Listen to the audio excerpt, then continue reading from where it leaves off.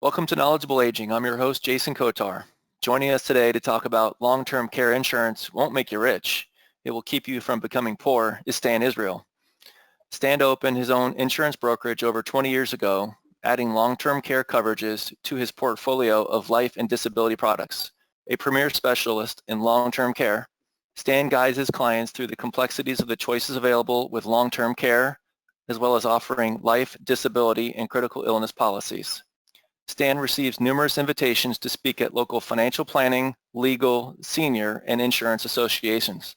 Stan assures his clients, agents, and financial advisors that the products represented by his brokerage have only the highest ratings and reliability. How are you doing, Stan? Great, Jason. Thank you very much for inviting us. Yeah, thank you so much. I'm looking forward to this conversation on long-term care insurance. So before we get started, for those of you that are joining us today, if you have any questions, feel free to type those in. And time permitting, we'll do everything in our power to get those questions answered. So Stan, let's get started. The need for long-term care insurance. The need for long-term, it's a crisis in America. We're facing a major tsunami as it comes to taking care of our seniors, but it's not only our seniors we're concerned with, it's also the Gen Xers. Currently, there are 71.6 million baby boomers, but there's only 65.2 Gen Xers in the United States. What is long-term care? It's a broad range of services and assistance to people who are limited in their ability to function independently and who need help on a personal basis. It must exceed 90 days of care. We're not concerned about somebody who breaks a leg or breaks a hip. We're concerned about the long-term situation. It can result from either physical or mental limitations, and as I said earlier, it can affect the young or the old. It's a type of services that received when somebody needs assistance, whether it be by accident, illness, or advanced aging. Currently, the fastest growing population in the United States is people over the age of 85. But we're seeing a lot of people over the age of 100 also. We are living longer. It is also the largest unpaid threat to somebody's financial independence. Of the 70% of people who enter a nursing home, they are destitute within 1 year.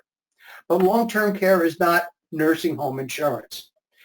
Most care, 80% of all care is received in one's own home. It can also mean adult daycare, residential or assisted living facilities, or a skilled nursing facility. What are the activities of daily living? They are in order. They are transferring, getting out of bed, walking, getting out of a chair, continence, controlling your bowels and your bladder, toileting, that includes cleaning, actually getting to and from the toilet, bathing. This is where most accidents for seniors occur, is getting in and out of a tub or a shower. Dressing.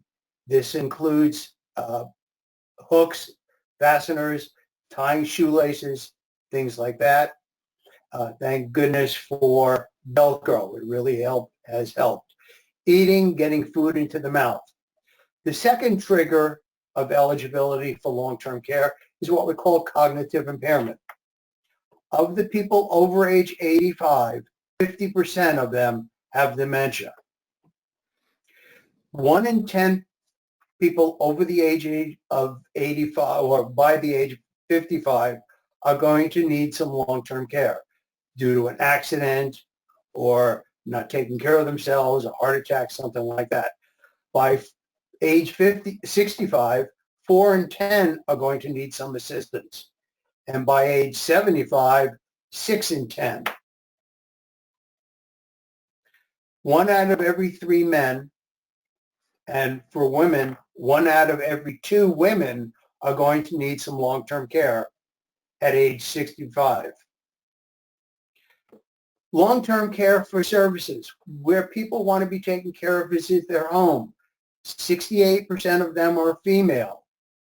54% are female. Now, a female might be married at the time, but then women outlive men, and therefore more women are on claim than men are. 34% are living alone. 46% have children who do not live nearby, or they have their own occupations. 56% of the people between the ages of 75 and 84 need some assistance. And 32% are cognitively impaired, dementia, senility, Alzheimer's disease. The cost of home care is considerable. In fact, home care can be the most expensive type of care that a person receives. If you're looking at an average cost of care between $25 and $30 per hour with a minimum of 4 to 6 hours, you're talking about $100 to $150 a day. On a monthly basis, you're talking between $15,000 and $18,000 a month. The average in California, statewide average, is about $307 per day or $112,000 per year. How do people pay for long-term care? Well, there's Medicare, but under Medicare, and I'll be going over these in just a few minutes, how to qualify for it. Liquidating assets. I've run into people who say, well, I don't need long-term care insurance. By the way, long-term care insurance is for everybody. We're not concerned with the people who have very few assets, and we're not concerned about the very rich. But very rich people or the moderately rich people don't have that money sitting in the bank. They're investments. And if the stock market goes down or the bond market, or they have money in a building that they own, when they liquidate it, they have to pay taxes on it. Friends and family, Medi Cal, and I'll be going over that, and long-term care insurance. Medicare, which is one of the two federal programs, it's for people over the age of 65, and it generally Medicare only pays for what we call skilled care. That means the type of care that you're receiving from somebody, the type of care that requires a license. For instance, somebody who needs therapy. Medicare does not pay for the help with your activities of daily living. In fact, a very interesting statistic came out that 90% of people who are in a skilled nursing facility do not require skilled nursing care. They require custodial care. Custodial care, going back earlier, is the help with your activities of daily living. In a hospital, we are talking about acute care. Acute care means that it's short. They have you in the hospital for a few days. You're getting care. They fix the problem. But then what they do is they continuum of care. They send you to either a skilled nursing facility or a convalescent hospital or a rehab center. Under Medicare, they will pay for a maximum period of time of 100 days. The first 20 days, Medicare will pay for all expenses. After that, Medicare will pay everything above about $165 a day for the next 80 days. After 100 days, Medicare will not pay. This is a big misconception. When I talk to clients and they're under the impression that Medicare or their major medical plans or their health insurance will pay for skilled nursing, they don't realize it's very short because it only requires skilled care. Assisted living, you only have custodial care. There is no care for skilled nursing.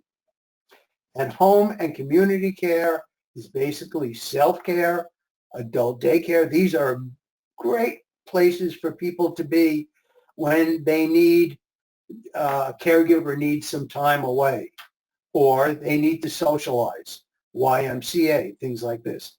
hospice care, and respite care. 36% of caregivers die before the person that they're giving care to. Under Medicare, the first 20 days, as I said before, Medicare will pay if you require skilled care. If you don't require skilled care, then Medicare will not pay. And these are the numbers as of this year for the additional 80 days. To qualify for Medicare, you must be hospitalized for 3 days. Now, they've amended this. It's not being hospitalized. You must be treated for at least 3 days. So if you're in a hospital for observation, those days do not count. You must be admitted to the skilled nursing facility for the same condition that you were treated and be certified by a medical professional as needing skilled care. And you have to be restorative in nature. In other words, you have to show progress. If you're not getting any stronger or better, Medicare will no longer pay. Long-term care insurance. It's insurance just like every other type of insurance, car insurance, homeowners, earthquake, whatever other types of insurance you have. It's designed specifically to meet the cost of providing care to people who require assistance with their normal activities of daily living, or if they have a cognitive impairment. It gives you independence, avoid being a burden or assistance on family members, freedom to choose the place and type of care that you want. It protects your hard-earned assets, as I mentioned before. Long-term care insurance is long-term care is the #1 unplanned expense for seniors. Peace of mind, knowing that your future is secured, and I call it anti-nursing home insurance. The ability to be home rather than having to go to a facility. Medi Cal, as we know it in California, or Medicaid, is limited to the financially indigent. That means you have to be pretty close to being impoverished to be eligible. A single individual who enters a skilled nursing facility is allowed to keep $2,000 of assets, excluding their home. A married couple of $121,000. The Deficit Reduction Act changed quite a few things as it pertains to qualifying for Medi-Cal. If you impoverish yourself or transfer your assets, look-back periods do apply. In California, it is still 36 months, the look-back period. So if you give your assets to your children or you sell them for not market value, you can technically be responsible for paying those services because they bring it back into your estate. The state will review any shifting of your assets during and now again in California, it's a 3-year look back. In other states, it's a 5-year look back. If your home is worth more than $840,000, you will not qualify for Medi-Cal.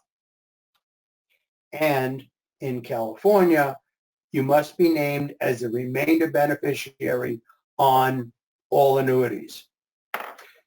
The issue with Medi-Cal is that some facilities do not accept Medi-Cal residents because they reimburse at a set fee, whereas on the open market, they can charge whatever they want. And some facilities, when they do accept Medi-Cal, they have a very limited amount of beds that are available. Some people have said that, which is not supposed to happen, that there is a different level of care between somebody who is on Medi-Cal and somebody who is privately paying for it. Privately paying also means a long-term care policy. The cost of care here in California, and that should change, is $2,020. The average cost of care is about $307 a day. Monthly, slightly more than $9,000 a month. The average claim lasts about 3.8 years. So today, the average cost per person is about $418,000.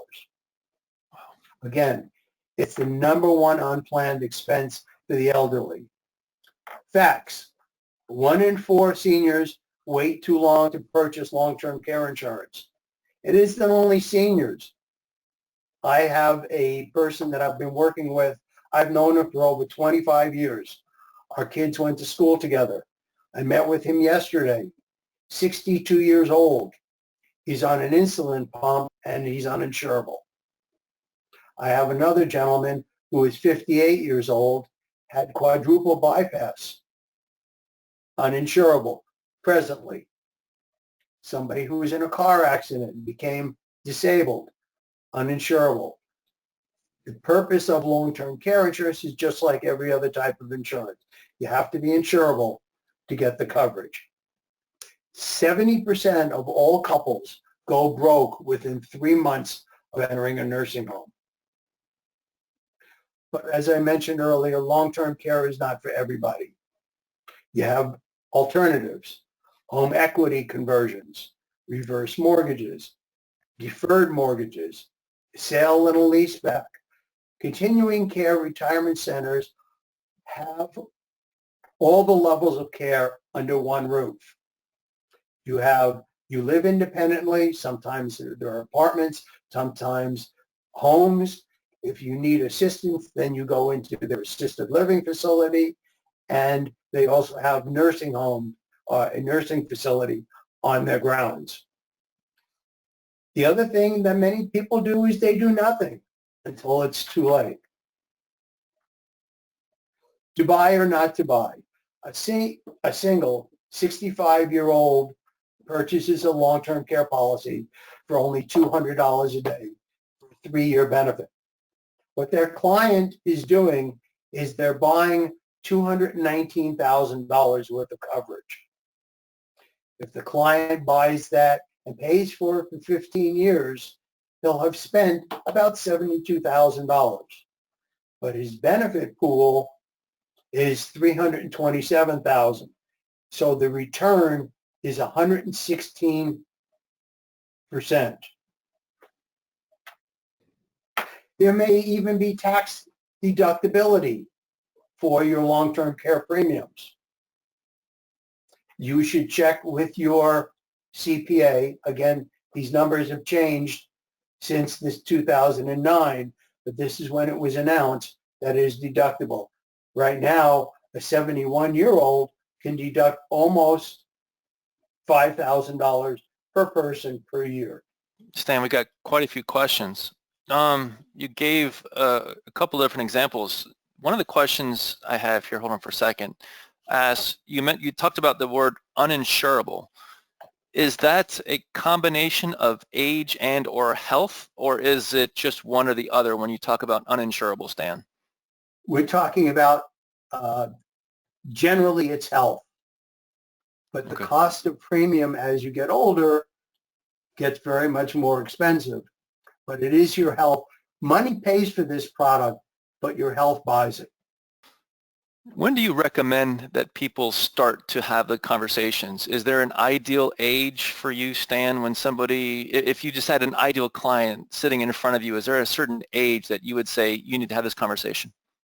I would recommend between 45 and 65. The reason I recommend that is because generally the kids are either in college or have graduated college, and they're starting to look at their retirement.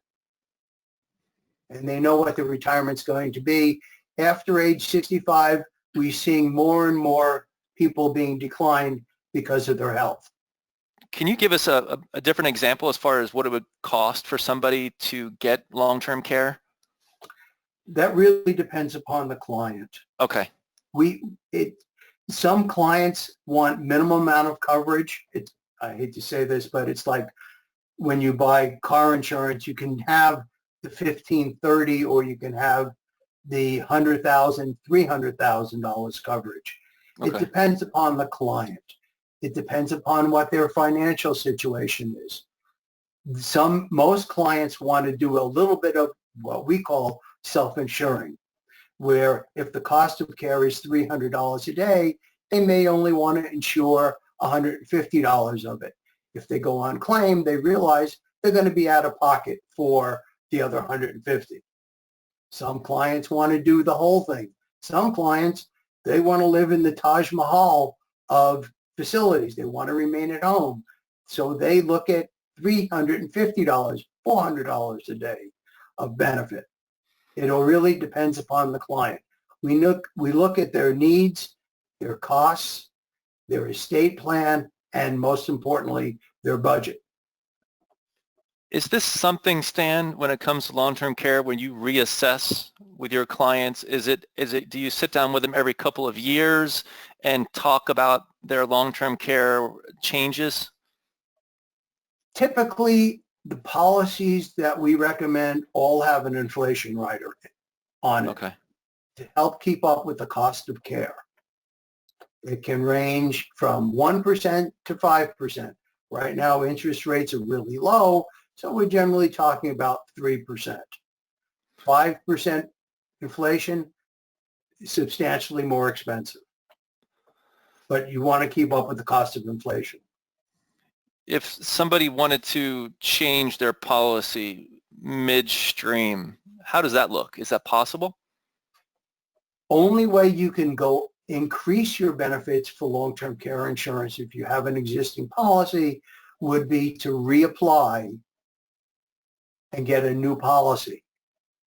You can decrease your policy benefits at any time, but to increase it, you have to go by the new attained age of that client.